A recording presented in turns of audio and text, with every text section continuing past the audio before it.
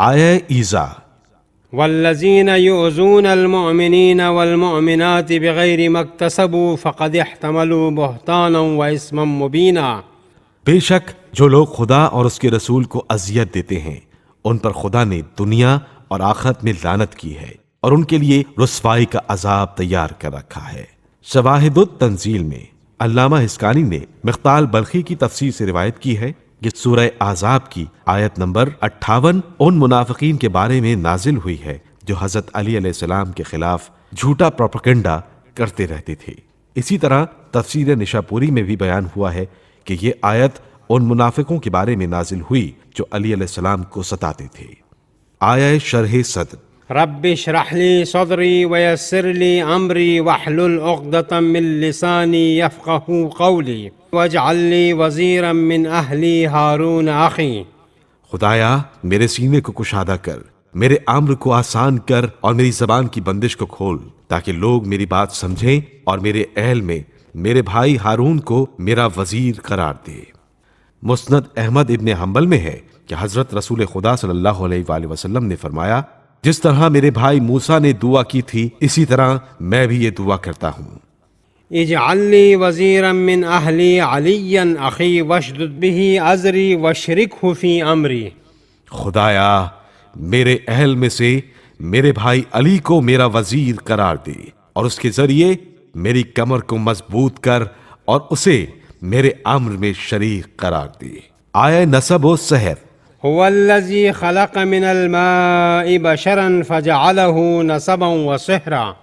اللہ وہ ہے جس نے پانی سے آدمی کو پیدا کیا اور اس کے لیے نسب اور دامادی کا سلسلہ قائم کیا۔ علامہ حسکانی نے صدی سے روایت کی ہے کہ یہ آیت حضرت رسول خدا صلی اللہ علیہ وآلہ وسلم، حضرت علی علیہ السلام اور جناب فاطمہ علیہ السلام کے حق میں نازل ہوئی ہے۔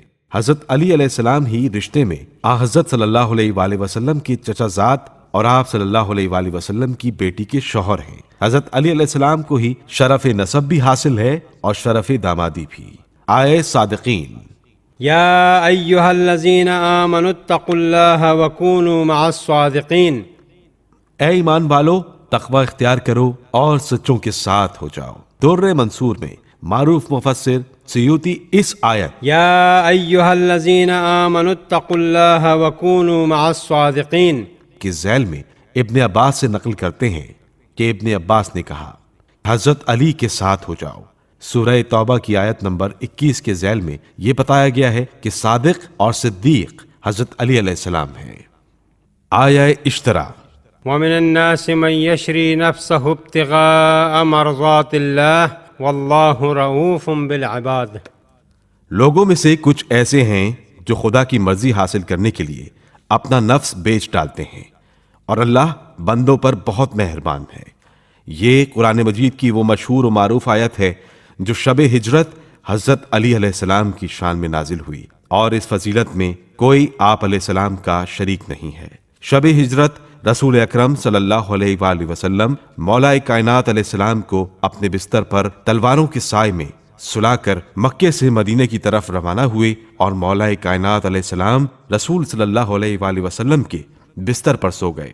رسول اکرم صلی اللہ علیہ وآلہ وسلم جب غار ثور سے نکل کر مدینے کی جانب روانہ ہوئے تو اثناء راہ میں یہ آیت حضرت علی علیہ السلام کی شان میں نازل ہوئی۔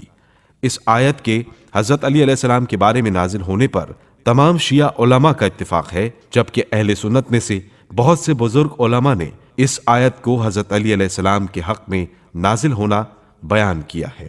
شب ہجرت کا واقعہ اس سے پہلے ہم تفصیل سے بیان کر چکے ہیں۔